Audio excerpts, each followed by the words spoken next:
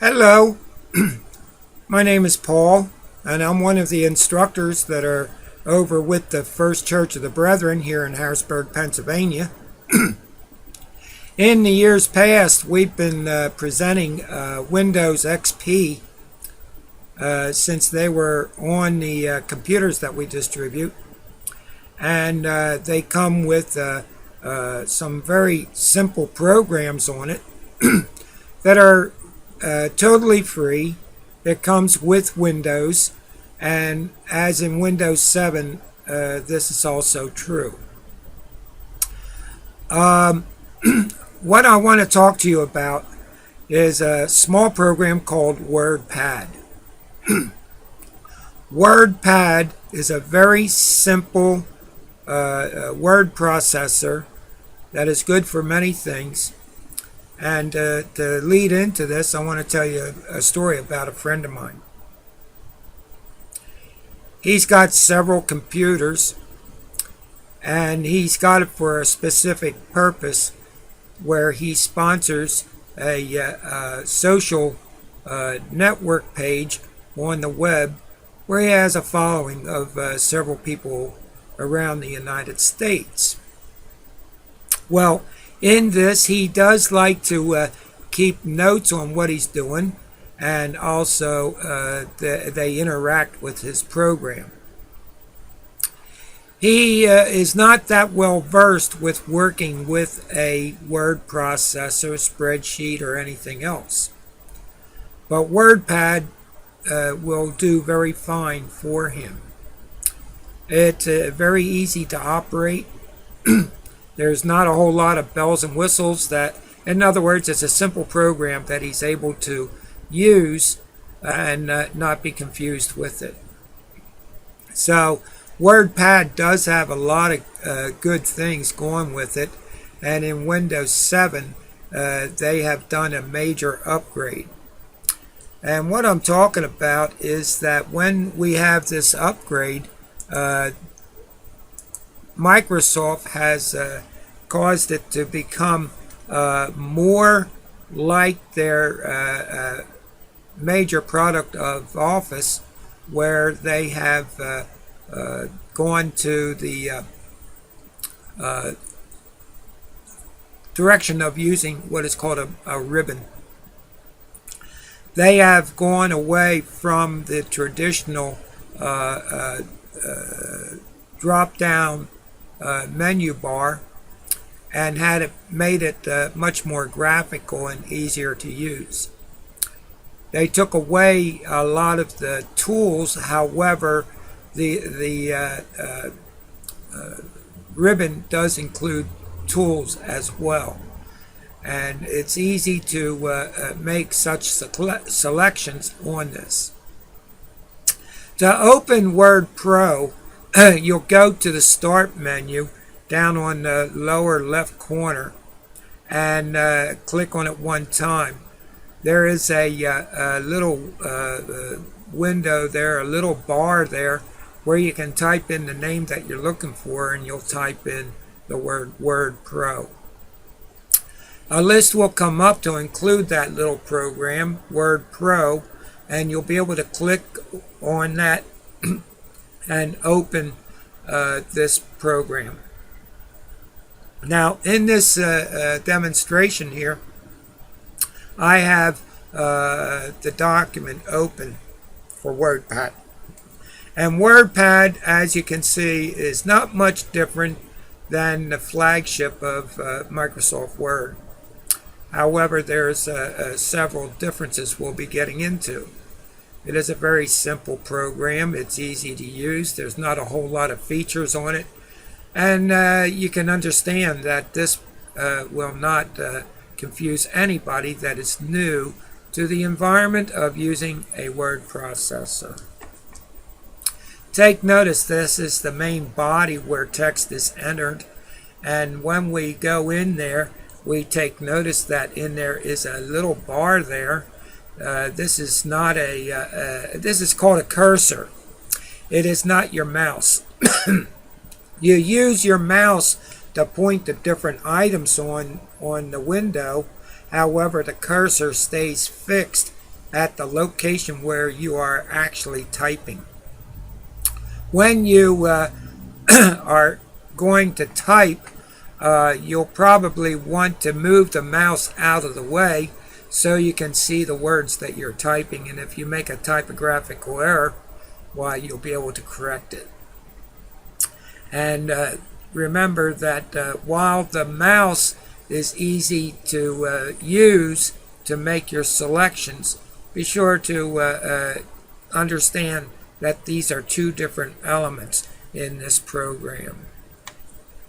Across the top, we have what is called a ruler bar. And this ruler bar will show you the dimensions of your page and also the borders that you print on that page.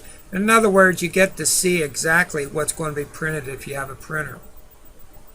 If you don't have a printer, you can always export this in a fashion that will be able to be used, taking it somewhere else where a printer is available. So there are options.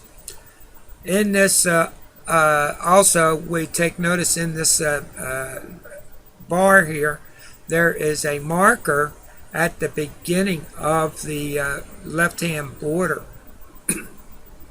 And it looks like an hourglass to me. And it's got where you turn it over, but there's a box on the bottom. And this marker can be slid to any location on your bar on the top by holding down the mouse button and making such changes. Let me show you what these changes that can be made. The top portion of this display here is a first line indent.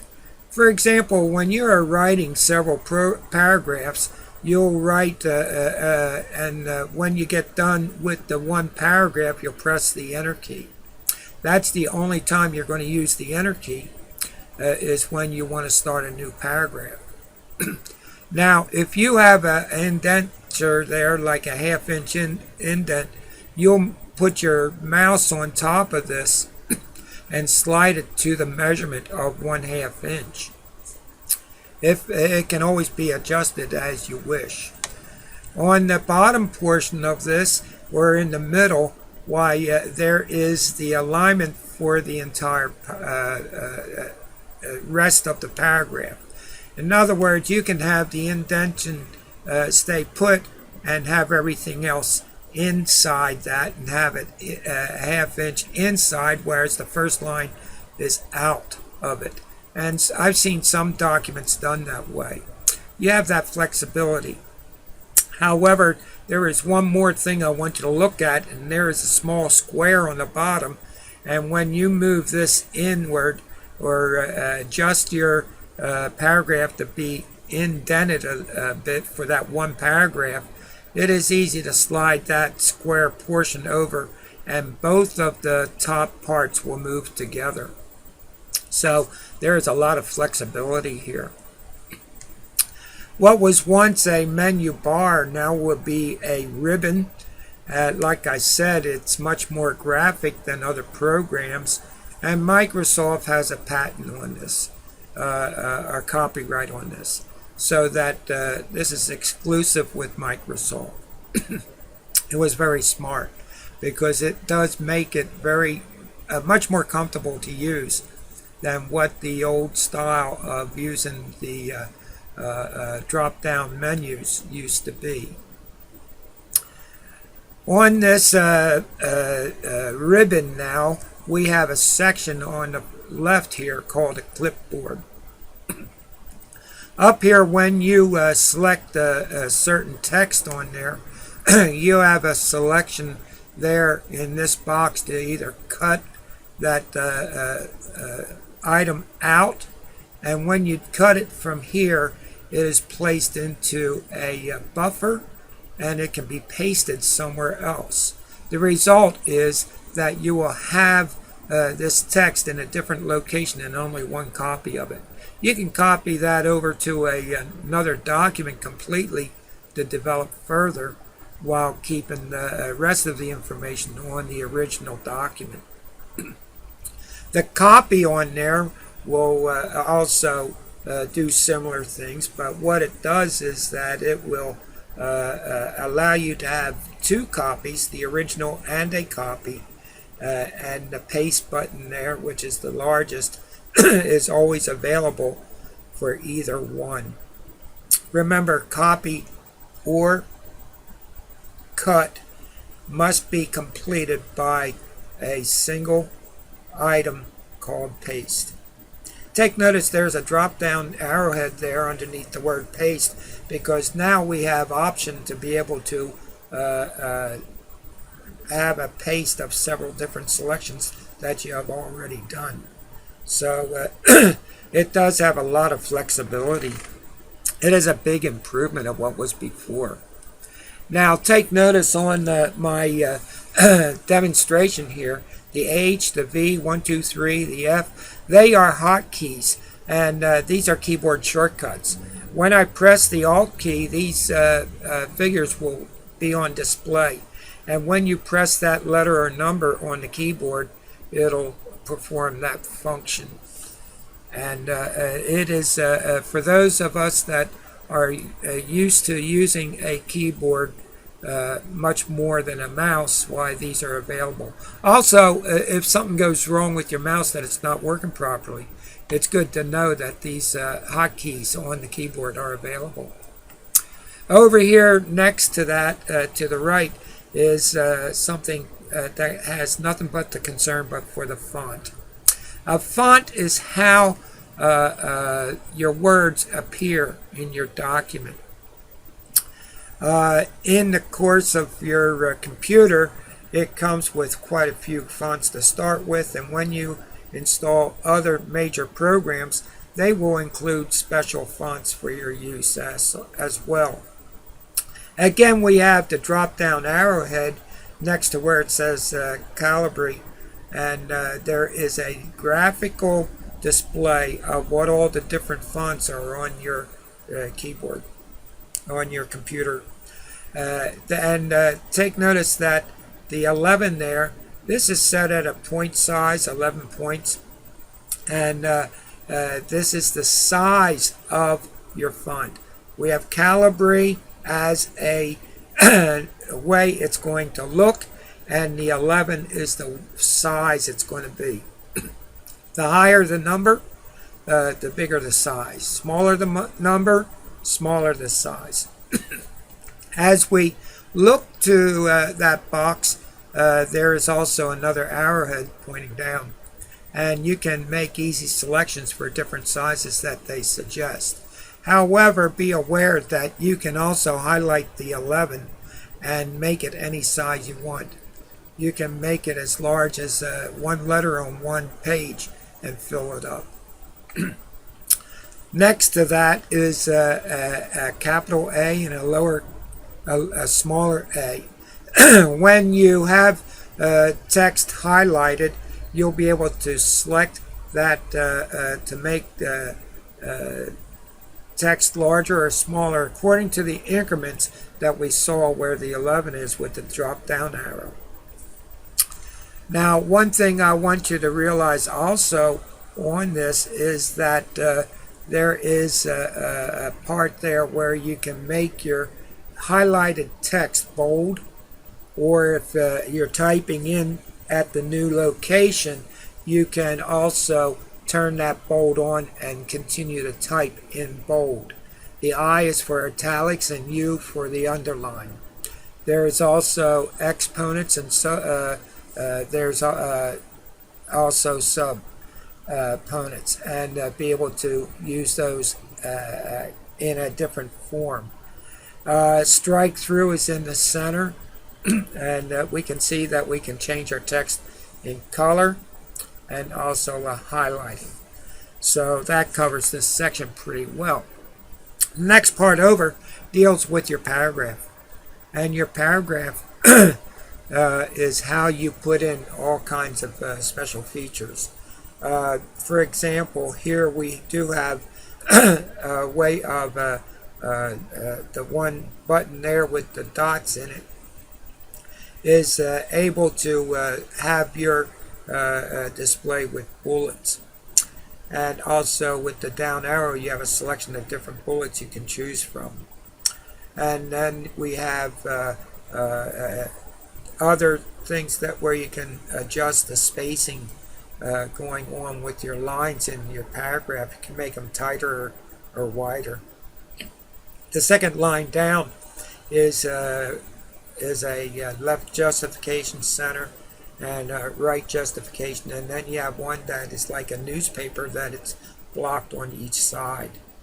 There is one more portion there that people has been asking me about, is how do we display non-printable characters, and that is on the second row there to the far right. And what we do here is that we turn on the non-printable characters, which signifies the program to display soft returns where your paragraph is wrapping, and also hard returns and where a paragraph starts. So that is for those of you having that interest, you'll be able to turn that on and off. These are that is an on and off switch there, where the rest of them are selectable. So with that in mind, we go to the next part where these are now actually toolbar, where we can insert a picture that has already been made. Maybe you went into the paint program and made a drawing. Also, you have the ability to insert the current date and time. When you use that date and time function, it'll give you an option of the exact layout if you just want the date by itself in the format you want it to be. Insert an object can be any object. It can be a item that you downloaded off the web known as clip art, and be able to have that in your document as well. When you use these, that puts those objects in the body of your document. On the right side there, finally, we have an editing function there. Let's say you have a lengthy document and you want to change a certain phrase around to better identify what you're trying to say. You can click on replace. It'll come up with a window to ask you what is the phrase that it's looking for, and also what you want to replace it with. The find button on the top will only allow you to find that document and be able to help you get to the area of your document that you want to work on. So this is a very useful tool. Now take notice that we have another tab on the top that's called View, and this view, it has nothing to do how the document is going to be printed. It is only for the display of what you have on the screen. For those of you that find it more comfortable to have the text larger than what it goes to the printer and make it easy to operate and read, you can always press the zoom in button with the plus sign, and also if it's too big, you can zoom out. Also, down on the bottom right of the box there's a slide bar that you can do the same thing there. The next portion over is what I want to show you is settings here, and this is where we're able to turn a word wrap on and off. Also, the measurements here can be set to whatever your preference may be. It can be set to inches or in picas. There's a whole listing there of whatever you choose to operate with. For the general use of this program, most people will stick to the inches that is already set.